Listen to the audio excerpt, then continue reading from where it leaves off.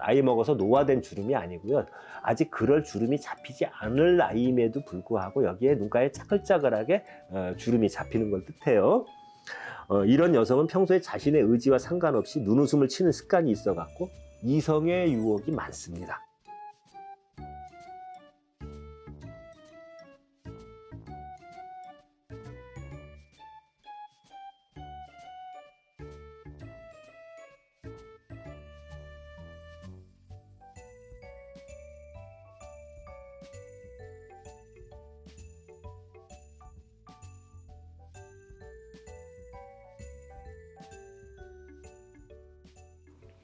안녕하세요. 이번에는 불륜을 저지르기 쉬운 여자의 관상, 부재, 색욕이 넘치는 여자의 관상.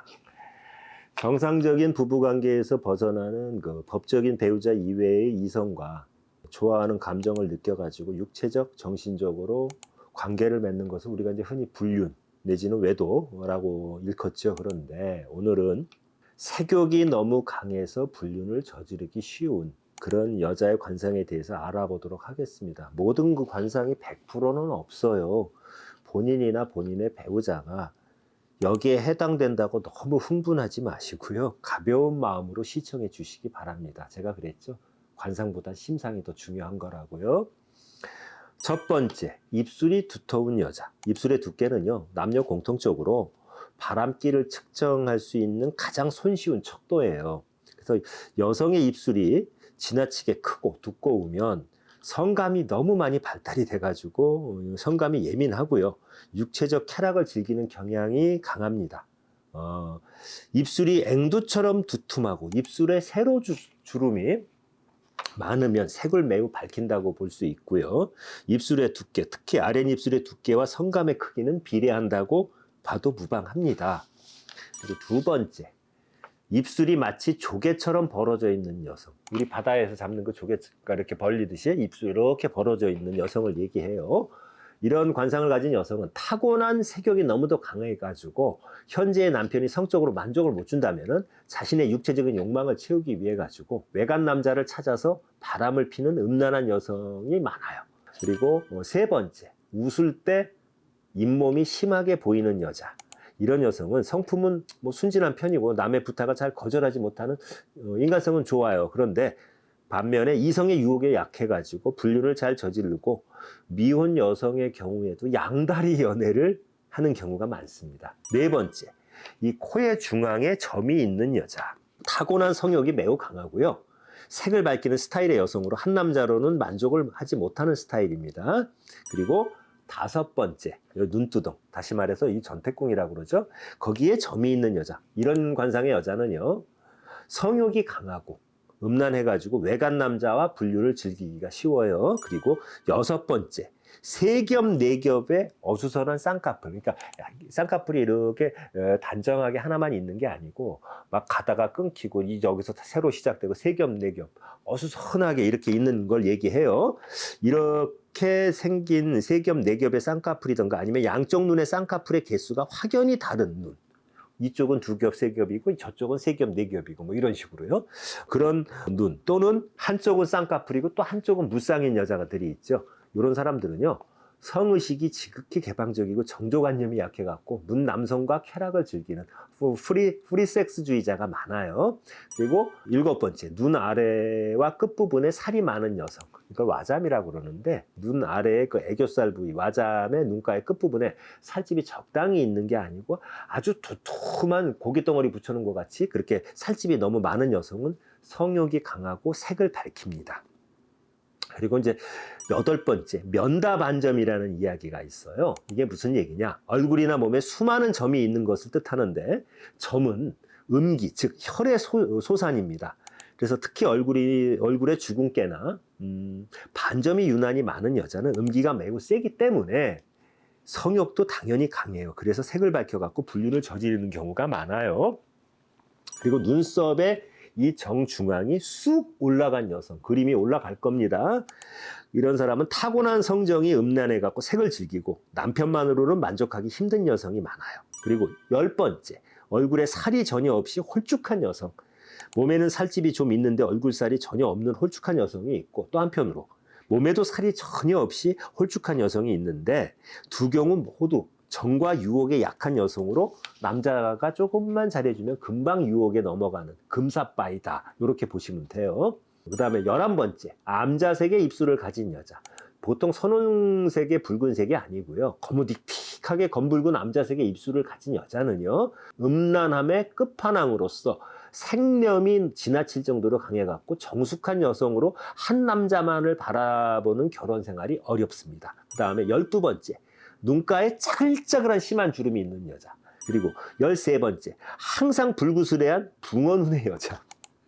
이렇게 튀어나온 붕어눈인데 그 눈빛마저 불구스러움한 걸 얘기해요. 컨디션이 나빠서 그런 거는 상관이 없는데 그거와 관계없이 항상 불구스레한 빛깔의 통방울 붕어눈의 여성을 얘기해요. 이런 사람은 색을 즐기고 밝히는 여성이에요. 그리고 14번째, 발라당 뒤집어진 뾰족한 귀의 여자. 귀가 이렇게 발라당 뒤집어지고 그 귀 모양까지 뾰족하다면 선천적으로 바람기를 타고난 천부적인 바람둥이 상습 불륜녀 중에 많은 귀의 모양이에요. 이거는 필자의 상담 경험과 사례를 통해서 제가 체득한 진리입니다. 그리고 15번째, 눈동자의 흰자 위에 검은 점이 있는 여자.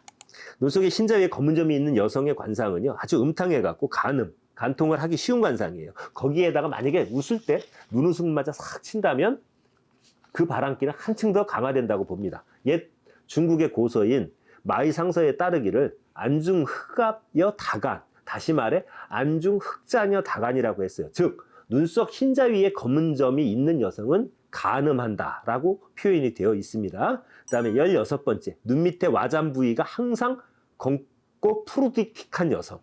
이 와잠 부위가 마치 그 다크서클 생긴 것처럼, 또는 펜더검 옆에 보면 이렇게 그렇잖아요. 펜더검처럼 눈 밑에 와잠 부위가 항시 검푸른 여성은 아주 음란한 상으로 불륜을 즐기는 스타일이라 보시면 돼요. 그 다음에 17번째, 얼굴빛이 오이나 매실처럼 푸른빛을 띠는 여성. 오이가 푸르스름하잖아요. 매실도 그렇잖아요.